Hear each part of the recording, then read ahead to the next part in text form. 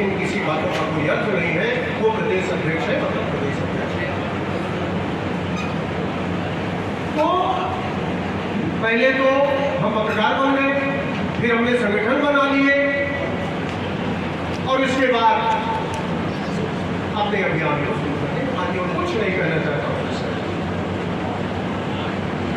कुछ संगठन है वो ज्ञापन देने का अभियान चलाते हैं, हमेशा ज्ञापन देते हैं, और वो ज्ञापन में जितनी मांग आज से 40 साल पहले थी, 30 साल पहले थी, उतनी मांगे आज यथावत।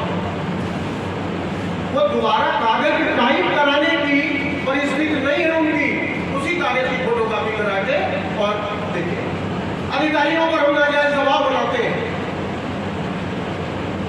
यदि हमारे कोई कष्ट होता है, कोई प्रताड़ित करता है, चाहे पुलिस हो, चाहे प्रशासन हो, या समाज का कोई व्यक्ति हो, उसकी शिकायत हमें करनी है, तो मैंने देखा है हमारे पत्रकारों से आवेदन लिख के नहीं बनता कि हमें क्या कष्ट है और हमें क्या निजात चाहिए।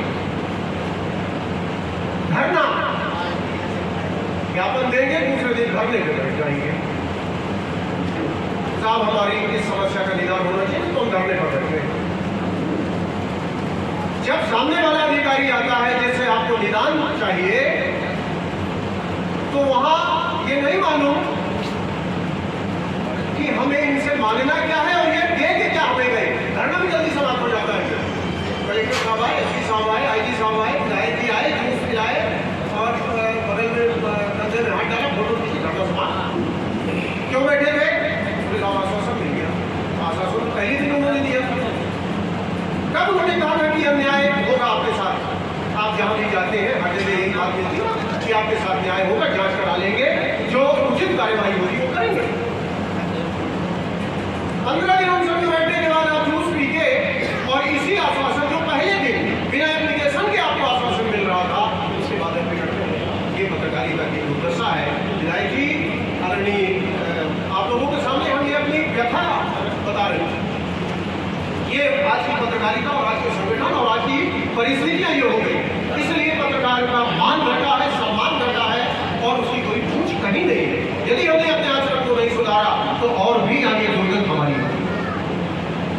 आज जो व्यक्ति कॉलेज से निकला या किसी व्यवसाय में नहीं सफल हो पाया, कुछ नहीं हुआ, तो पत्रकार बन गया और पत्रकार बन के वो निकल गया।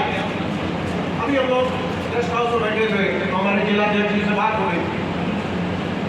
एक ही बात आई, पत्रकार किसी का नाम लेते, किसी के संगठन की कोई हो नहीं, बोले सवेरे से वो पत्रकार फोन लगाते हैं ग्राम पंचायतों में, सरपंच को, सेक्रेटरी को, सरपंच को, सेक्रेटरी को 20-25 फोन लगाए। 2-4 लोगों ने दया कर ली, 2-4 लोगों ने उनकी ताकत मान ली, कुछ कर लिया, 500-500 रुपए दे दिए तो 1000 हो जाए। इस पत्रकारिता से आप क्या हासिल करना चाहते हैं? पत्रकार कल्याण परिषद इस पत्रकारिता के विरोध में संगठित होकर स्वच्छ पत्रकारिता की वकालत आपसे हम यही अपेक्षा करते हैं कि आप यदि यही गंदगी करनी है तो पत्रकारिता छोड़ दो। जो लोग सही तरीके से ईमानदारी से पत्रकारिता का काम कर रहे हैं, कम से कम इस वंश को विनाश से गलेगा। वैसे भी बड़ी मुश्किलें आ गई हैं, बड़े कठिन नियम आ गए हैं। हम लोगों ने पत्रकारिता शुरू की थी, एक समाचार लिखते थे, दिन में 10 अधिकारियों के फोन आते थे, क्या ये सही है, कैसे है, क्या है, और दूसरे दिन कार्यवाही हो जाती है। लेकिन आज हम इतने बेईमान और अविश्वसनीय हो गए हैं कि हम अपना सर काट के रख दे, लठ लेके चले जाएं, लेकिन कोई कार्यवाही नहीं होती। इसमें दोष किसी का नहीं है, व्यवस्था का दोष नहीं है, हमारे अपने आचरण का दोष है। हम इतने कमजोर हो चुके हैं, हमारी परिस्थितियां इतनी गिरी हो चुकी हैं। आज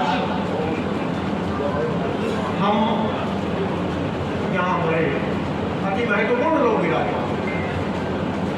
मैं आप लोगों से भी यही निवेदन करना चाहूंगा कि जो लोग भेड़िए की खाल ओढ़ के चल रहे हैं उन्हें भी रखा, क्योंकि ये संकट सबके लिए है। अभी आपने देखा होगा ये जो युद्ध चल पड़ा हुआ खत्म हो गया। चैनलों में आपने देखा होगा इतनी जोर जोर से चला कि इतनी आतुरता के साथ इतने उसमें आपको मालूम नहीं कहाँ की फोटो, कहाँ का वीडियो, कहाँ जोड़ के कहाँ दे रहे। दूसरे दिन आपके ऊपर प्रश्न चिन्ह लगा क्या है। अब जब आप कभी सही बात नहीं करेंगे तो हम संदेह की दृष्टि से देखेंगे। देखिए कोई व्यक्ति आपको बेईमान नहीं बनाता।